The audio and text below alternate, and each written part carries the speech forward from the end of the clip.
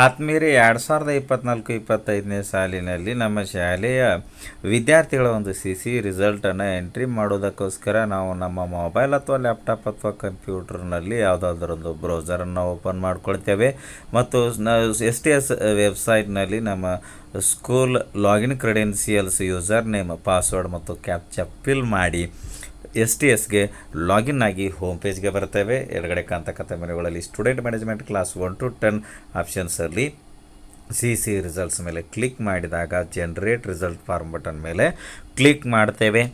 Select student for result entry page ವಿಂಡೋಗೆ ಬರ್ತೇವೆ. ಇದರಲ್ಲಿ ಸೆಲೆಕ್ಟ್ ಸ್ಟ್ಯಾಂಡರ್ಡ್ನಲ್ಲಿ ಡೌನ್ ಅರ ಮಾರ್ಕ್ ಮೇಲೆ ಕ್ಲಿಕ್ ಮಾಡಿ, ಉದಾಹರಣೆಗೆ ನಾನು 2ನೇ ಸ್ಟ್ಯಾಂಡರ್ಡನ್ನು ಸೆಲೆಕ್ಟ್ ಮಾಡ್ತಾ ಇದ್ದೇನೆ. ಮೀಡಿಯಮ್ ಸೆಲೆಕ್ಟ್ನಲ್ಲಿ ಮೀಡಿಯಮನ್ನು ಸೆಲೆಕ್ಟ್ ಮಾಡಿಕೊಂಡು ಎಕ್ಸಾಮ್ ಇದೆ, ಎಕ್ಸಾಮ್ ಸೆಲೆಕ್ಟ್ನಲ್ಲಿ FA1 ಅಂತ ಉದಾಹರಣೆಗಾಗಿ ನಾನು ಸೆಲೆಕ್ಟ್ ಮಾಡ್ತಾ ಇದ್ದೇನೆ. ಗ್ರೂಪ್ನಲ್ಲಿ ಸೆಕೆಂಡ್ ಸ್ಟ್ಯಾಂಡರ್ಡ್ಗೆ group Kannada medium, Kannada, English ಈ ಒಂದು ಗ್ರೂಪನ್ನು ಆಯ್ಕೆ ಮಾಡಿ ಸರ್ಚ್ ಬಟನ್ ಮೇಲೆ ಕ್ಲಿಕ್ ಮಾಡ್ತೇನೆ. ಇಲ್ಲಿ ನೋಡಬಹುದು ಈ ಟೇಬಲಲ್ಲಿ ಸೀರಿಯಲ್ ನಂಬರ್ ಇದೆ, enrolment number, student name, attendance 0 ಇದೆ, ಯಾಕೆಂದರೆ ಇನ್ನೂ ಅಟೆಂಡೆನ್ಸ್ ಫಿಲ್ ಮಾಡಿಲ್ಲ. ಲ್ಯಾಂಗ್ವೇಜ್ 1, ಲ್ಯಾಂಗ್ವೇಜ್ 2, ಲ್ಯಾಂಗ್ವೇಜ್ 1 ಕನ್ನಡ ಇದೆ, ಲ್ಯಾಂಗ್ವೇಜ್ 2 ಇಂಗ್ಲೀಷ್ ಇದೆ. 1 to 5th ಒಂದು ಲ್ಯಾಂಗ್ವೇಜ್ ಗ್ರೂಪ್ ಇರ್ತದೆ ಮತ್ತು 6 to 10th ವರೆಗೆ ಒಂದು ಲ್ಯಾಂಗ್ವೇಜ್ ಗ್ರೂಪ್ ಇರ್ತದೆ. ಉದಾಹರಣೆಗೆ ಸರ್ಕಾರಿ ಶಾಲೆಯ 1 to 5th ಲ್ಯಾಂಗ್ವೇಜ್ ಗ್ರೂಪ್ನಲ್ಲಿ ಲ್ಯಾಂಗ್ವೇಜ್ 1 ಕನ್ನಡ, ಲ್ಯಾಂಗ್ವೇಜ್ 2 ಇಂಗ್ಲೀಷ್ ಇರ್ತದೆ. ಕೋರ್ನಲ್ಲಿ ಮ್ಯಾಥಮೆಟಿಕ್ಸು ಮತ್ತು ಎನ್ವೈರನ್ಮೆಂಟಲ್ ಸ್ಟಡೀಸ್ ಇರ್ತದೆ. ಅದೇ ರೀತಿ 6 to 10th ಸರ್ಕಾರಿ ಹಿರಿಯ ಪ್ರಾಥಮಿಕ ಮತ್ತು ಸರ್ಕಾರಿ ಪ್ರೌಢಶಾಲೆಗಳಲ್ಲಿ ಲ್ಯಾಂಗ್ವೇಜ್ ಗ್ರೂಪ್ಗಳಲ್ಲಿ ಕನ್ನಡ, ಇಂಗ್ಲೀಷ್, ಹಿಂದಿ ಇರ್ತದೆ ಮತ್ತು ಕೋರ್ನಲ್ಲಿ ಮ್ಯಾಥಮೆಟಿಕ್ಸು, ಸೈನ್ಸು ಮತ್ತು ಸೋಷಿಯಲ್ ಸ್ಟಡೀಸು ಇರ್ತದೆ. ಕೋರ್ ಸಬ್ಜೆಕ್ಟ್ಗಳಾದಂತಹ ಮ್ಯಾಥಮೆಟಿಕ್ಸು ಮತ್ತು ಎನ್ವೈರನ್ಮೆಂಟಲ್ ಸ್ಟಡೀಸ್ ಈ ಒಂದು ಪೇಜ್ನಲ್ಲಿ ಸ್ಕ್ರೀನಲ್ಲಿ ನಮಗೆ ಕಾಣಿಸ್ತಾ ಇಲ್ಲ. ಸೊ ಈಗಾದಾಗ ನಾವು ಏನು ಮಾಡಬೇಕಪ್ಪ ಅಂತ ಕೇಳಿದರೆ, ಮೊದಲಿಗೆ DSign language group to student ಅಂತಕ್ಕಂಥ ಒಂದು ಕೆಲಸ ಮಾಡಬೇಕು. ಈಗ ಇದಕ್ಕಾಗಿ ನಾವು ಲ್ಯಾಂಗ್ವೇಜ್ ಗ್ರೂಪ್ DSign ಮಾಡಬೇಕಾದ್ರೆ ಇಲ್ಲಿ ಎಡಗಡೆ ಕಾಣ್ತಕ್ಕಂಥ ಮೆನುಗಳಲ್ಲಿ ಸ್ಟೂಡೆಂಟ್ ಮ್ಯಾನೇಜ್ಮೆಂಟ್ ಕ್ಲಾಸ್ 1 to 10 ಆಪ್ಷನ್ಸ್ಗೆ ಬಂದು ರಿಸಲ್ಟ್ಸ್ ಬಟನ್ ಮೇಲೆ ಕ್ಲಿಕ್ ಮಾಡಬೇಕು. ರಿಸಲ್ಟ್ಸ್ನ ಸಬ್ ಮೆನುಗಳಲ್ಲಿ DSign language group to student ಅಂತ ಬಟನ್ ಇದೆ, ಅದರ ಮೇಲೆ ಕ್ಲಿಕ್ ಮಾಡಬೇಕು. ನೆಕ್ಸ್ಟ್ ನೋಡ್ಬೋದು DSign ಗ್ರೂಪ್ ಟು ಸ್ಟೂಡೆಂಟ್ ಅಂತ ಈ ಒಂದು ವಿಂಡೋಗೆ ಬರ್ತಾ ಇದ್ದೇವೆ. ಇದರಲ್ಲಿ ಸ್ಟ್ಯಾಂಡರ್ಡಲ್ಲಿ ನಾನು ಸೆಕೆಂಡ್ ಸ್ಟ್ಯಾಂಡರ್ಡನ್ನು ಆಯ್ಕೆ ಮಾಡ್ತೇನೆ. ಮೀಡಿಯಮ್ ಆಲ್ ಅಂತ ಡಿಫಾಲ್ಟಾಗಿ ಸೆಲೆಕ್ಟ್ ಆಗಿದೆ, ಗ್ರೂಪು ಆಲ್ ಅಂತ ಸೆಲೆಕ್ಟ್ ಆಗಿದೆ. ಅಕಾಡೆಮಿಕ್ ಇಯರ್ 2024-25 ಅಂತ ಅದು ಕೂಡ ಡಿಫಾಲ್ಟಾಗಿ ಸೆಲೆಕ್ಟ್ ಆಗಿದೆ. ಸರ್ಚ್ ಬಟನ್ ಮೇಲೆ ನಾನು ಕ್ಲಿಕ್ ಮಾಡ್ತೇನೆ. ನೆಕ್ಸ್ಟ್ ಕೆಳಗಡೆ ಸ್ಕ್ರಾಲ್ ಮಾಡ್ತಾ ಬಂದಾಗ ಇಲ್ಲಿ ಶೋನಲ್ಲಿ ಆಲ್ ಅಂತ ಸೆಲೆಕ್ಟ್ ಮಾಡಿಕೊಳ್ಳಬೇಕು. ಟೇಬಲ್ನಲ್ಲಿ ನೋಡ್ಬೋದು serial number, enrolment number, student name, select all ಅಂತ ಇದೆ. ಅದರಿಂದ ಸ್ಕ್ವೇರ್ ಬಾಕ್ಸ್ ಇದೆ, ಟಚ್ ಮಾಡಿದಾಗ ವಿದ್ಯಾರ್ಥಿಗಳ ಹೆಸರಿನ ಮುಂದೆ ಕೊನೆಯ ಕಾಲಮ್ನಲ್ಲಿ ಇರತಕ್ಕಂಥ ಸ್ಕ್ವೇರ್ ಬಾಕ್ಸ್ನಲ್ಲಿ ಬ್ಲೂ ಕಲರ್ನಲ್ಲಿ ರೈಟ್ ಮಾರ್ಕ್ ಬರ್ತದೆ. ಕೆಳಗಡೆ DSign ಬಟನ್ ಇದೆ, ಕ್ಲಿಕ್ ಮಾಡಬೇಕು. Once you DSign language group to student that student result data also deleted ಅಂತ ಇದೆ. ಓಕೆ ಬಟನ್ ಮೇಲೆ ಕ್ಲಿಕ್ ಮಾಡಬೇಕು. ಆರ್ ಯು ಶ್ಯೂರ್ ಅಂತ ಕೇಳ್ತದೆ, ಮತ್ತೆ ಓಕೆ ಮೇಲೆ ಕ್ಲಿಕ್ ಮಾಡಿದಾಗ ಗ್ರೂಪ್ DSigned ಸಕ್ಸಸ್ಫುಲ್ಲಿ ಅಂತ ಟಾಪಲ್ಲಿ ಗ್ರೀನ್ ಕಲರ್ನಲ್ಲಿ ಬರ್ತದೆ. ಈಗ ಲ್ಯಾಂಗ್ವೇಜ್ ಗ್ರೂಪ್ DSign ಮಾಡಿ ಆಯಿತು. ನೆಕ್ಸ್ಟು ಸ್ಟೂಡೆಂಟ್ಗಳಿಗೆ ಲ್ಯಾಂಗ್ವೇಜ್ ಗ್ರೂಪನ್ನು ಅಸೈನ್ ಮಾಡಬೇಕು.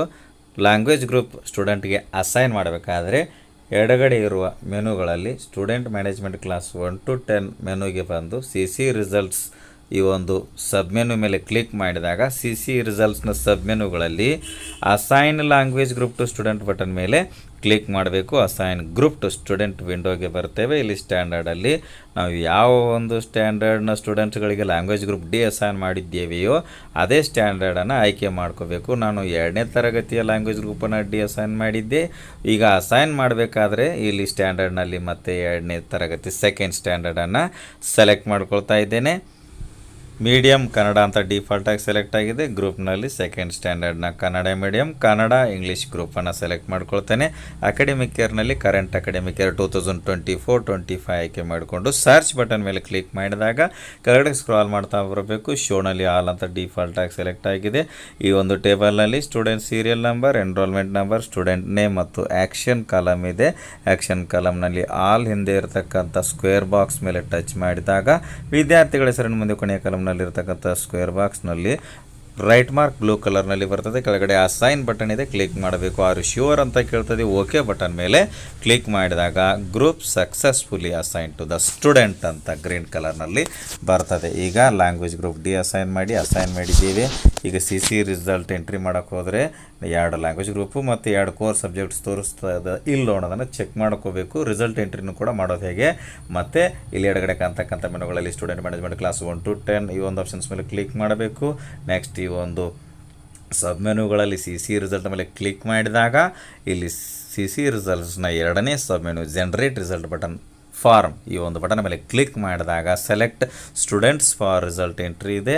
ಅಕಾಡೆಮಿಕ್ ಇಯರ್ 2024-25 ಡಿಫಾಲ್ಟಾಗಿ ಸೆಲೆಕ್ಟ್ ಆಗಿದೆ. ಮೀಡಿಯಮ್ನಲ್ಲಿ ಮೀಡಿಯಮ್ ಆಯ್ಕೆ ಮಾಡ್ಕೋತೇನೆ. ಸ್ಟ್ಯಾಂಡರ್ಡ್ನಲ್ಲಿ ಸೆಕೆಂಡ್ ಸ್ಟ್ಯಾಂಡರ್ಡ್ ಆಯ್ಕೆ ಮಾಡ್ಕೋತೇನೆ.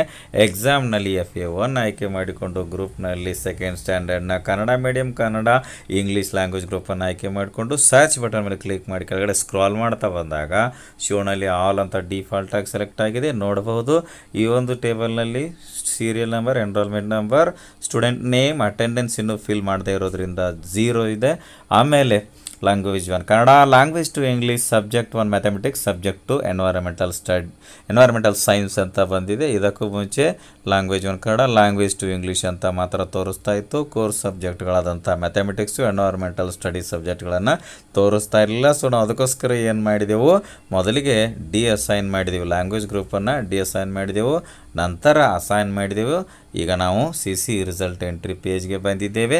CC ರಿಸಲ್ಟ್ ಎಂಟ್ರಿ ಮಾಡ್ಕೊಬೇಕಾದ್ರೆ ಉದಾಹರಣೆಗೆ ನೋಡಿ, ಇಲ್ಲಿ ಮೊದಲನೇ ಒಂದು ಲೈನಲ್ಲಿರ್ತಕ್ಕಂಥ ವಿದ್ಯಾರ್ಥಿಯ ಲ್ಯಾಂಗ್ವೇಜ್ 1 ಕನ್ನಡದ ಒಂದು ರಿಸಲ್ಟನ್ನು ಎಂಟ್ರಿ ಮಾಡಬೇಕಾದ್ರೆ ಲ್ಯಾಂಗ್ವೇಜ್ ಕನ್ನಡ ಏನಿದೆ ಅದರ ಕೆಳಗಡೆ ಡೌನ್ ಏರೋ ಮಾರ್ಕ್ ಮೇಲೆ ಕ್ಲಿಕ್ ಮಾಡಿದಾಗ ಗ್ರೇಡ್ಗಳನ್ನು ತೋರಿಸ್ತದೆ. ವಿದ್ಯಾರ್ಥಿ ಕನ್ನಡ FA1 ಕನ್ನಡಗೆ ಪಡೆದಿರ್ತಕ್ಕಂಥ ಗ್ರೇಡನ್ನು ಈ ಒಂದು ಗ್ರೇಡ್ ಲಿಸ್ಟ್ನಿಂದ ಆಯ್ಕೆ ಮಾಡಬೇಕು. ಅದೇ ರೀತಿ ಲ್ಯಾಂಗ್ವೇಜ್ 2 ಸಬ್ಜೆಕ್ಟ್ನಲ್ಲಿ ಮ್ಯಾಥಮೆಟಿಕ್ಸ್ ಮತ್ತು ಎನ್ವೈರನ್ಮೆಂಟಲ್ ಸ್ಟಡೀಸ್ಗಳಿಗೆ ಈ ಒಂದು ಎಕ್ಸಾಮ್ಗೆ ವಿದ್ಯಾರ್ಥಿ ಪಡೆದಿರತಕ್ಕಂಥ ಗ್ರೇಡ್ಗಳನ್ನು ಎಂಟ್ರಿ ಮಾಡಬೇಕು. ಇದೇ ರೀತಿ ಈ ಒಂದು ಲಿಸ್ಟ್ನಲ್ಲಿರ್ತಕ್ಕಂಥ ಎಲ್ಲ ವಿದ್ಯಾರ್ಥಿಗಳ ಈ ಒಂದು ಲ್ಯಾಂಗ್ವೇಜಸ್ಸು ಮತ್ತು ಕೋರ್ ಒಂದು ಗ್ರೇಡ್ಗಳನ್ನು ಈ FA1 ಗ್ರೇಡ್ಗಳನ್ನು ಭರ್ತಿ ಮಾಡಿ ಸಬ್ಮಿಟ್ ಈ ಒಂದು ಬಟನ್ ಮೇಲೆ ಕ್ಲಿಕ್ಕನ್ನು ಮಾಡಬೇಕು. Do you want to submit ಅಂತ ಕೇಳ್ತದೆ. ಓಕೆ ಮೇಲೆ ಕ್ಲಿಕ್ ಮಾಡಿದಾಗ 7 out of 7 student result submitted successfully ಅಂತ ಗ್ರೀನ್ ಕಲರ್ನಲ್ಲಿ ಬರ್ತದೆ. ನಾವು ಎಂಟ್ರಿ ಮಾಡಿರ್ತಕ್ಕಂಥ ರಿಸಲ್ಟನ್ನು ಪ್ರಿಂಟ್ ತಗೋಬೇಕಂದ್ರೆ ಇಲ್ಲಿ ಮೀಡಿಯಮ್ನಲ್ಲಿ ನಾವು ಇಲ್ಲಿ ಸ್ಟ್ಯಾಂಡರ್ಡ್ ನಾವು 2ನೇ ಕ್ಲಾಸ್ನ ಒಂದು ರಿಸಲ್ಟ್ ಎಂಟ್ರಿ ಮಾಡಿದ್ದೇವೆ. ಸೊ ಈಗ ಸ್ಟ್ಯಾಂಡರ್ಡ್ ಸೆಕೆಂಡ್ ಅಂತ ಆಯ್ಕೆ ಮಾಡ್ಕೊಳ್ತೇನೆ. ಮೀಡಿಯಮ್ನಲ್ಲಿ ಮೀಡಿಯಮನ್ನು ಆಯ್ಕೆ ಮಾಡ್ಕೋಬೇಕು. ಎಕ್ಸಾಮ್ನಲ್ಲಿ ನಾವು ಸೆಕೆಂಡ್ ಸ್ಟ್ಯಾಂಡರ್ಡ್ನ FA1 ರಿಸಲ್ಟ್ ಎಂಟ್ರಿ ಮಾಡಿದ್ದೇವೆ. ಸೊ FA1 ಆಯ್ಕೆ ಮಾಡ್ಕೋತೇನೆ. ಗ್ರೂಪ್ನಲ್ಲಿ ಈ ಸೆಕೆಂಡ್ ಸ್ಟ್ಯಾಂಡರ್ಡ್ನ ಕನ್ನಡ ಮೀಡಿಯಮ್ ಕನ್ನಡ ಇಂಗ್ಲೀಷ್ ಗ್ರೂಪನ್ನು ಆಯ್ಕೆ ಮಾಡಿಕೊಂಡು ಇಲ್ಲಿ ಸರ್ಚ್ ಪ್ರಿಂಟ್ ರೀಸೆಟ್ ಬಟನ್ಗಳಿವೆ. ನನಗೆ ಪ್ರಿಂಟ್ ಬೇಕಾಗಿದೆ. FA1 ರಿಸಲ್ಟ್ ಎಂಟ್ರಿ ಮಾಡಿರ್ತಕ್ಕಂಥ ರಿಸಲ್ಟ್ ಪ್ರಿಂಟ್ ಬೇಕಾಗಿರೋದ್ರಿಂದ ನಾನು ಪ್ರಿಂಟ್ ಬಟನ್ ಮೇಲೆ ಈಗ ಕ್ಲಿಕ್ಕನ್ನು ಮಾಡ್ತೇನೆ. ಇಲ್ಲಿ ಡೌನ್ಲೋಡ್ ಮೇಲೆ ಕ್ಲಿಕ್ ಮಾಡಿದಾಗ ಈಗ ಓಪನ್ ಬಟನ್ ಮೇಲೆ ಕ್ಲಿಕ್ ಮಾಡಿದಾಗ PDF ರೂಪದಲ್ಲಿ ಡೌನ್ಲೋಡ್ ಆಗಿರ್ತಕ್ಕಂಥ ರಿಸಲ್ಟನ್ನು ನಾವು ನೋಡಬಹುದಾಗಿರುತ್ತದೆ. ವಿಡಿಯೋ ಇಷ್ಟ ಆದರೆ ಲೈಕ್ ಮಾಡಿ, ಉಪಯುಕ್ತ ಅನಿಸಿದರೆ ಶೇರ್ ಮಾಡಿ. ಈ ರೀತಿ ವಿಡಿಯೋಗಳಿಗಾಗಿ ಚಾನಲ್ಗೆ ಸಬ್ಸ್ಕ್ರೈಬ್ ಆಗಿ ಬೆಲ್ ಬಟನ್ ಪ್ರೆಸ್ ಮಾಡಿ ನೋಟಿಫಿಕೇಶನ್ ಆಲ್ ಸೆಲೆಕ್ಟ್ ಮಾಡಿಕೊಳ್ಳಿ. ನಾವು ಮಾಡೋ ವಿಡಿಯೋಗಳ ಅಪ್ಡೇಟ್ಸ್ ಪಡಿತಾ ಇರಿ. Thanks for watching. ಧನ್ಯವಾದಗಳು. ವಂದೇ ಮಾತರಂ.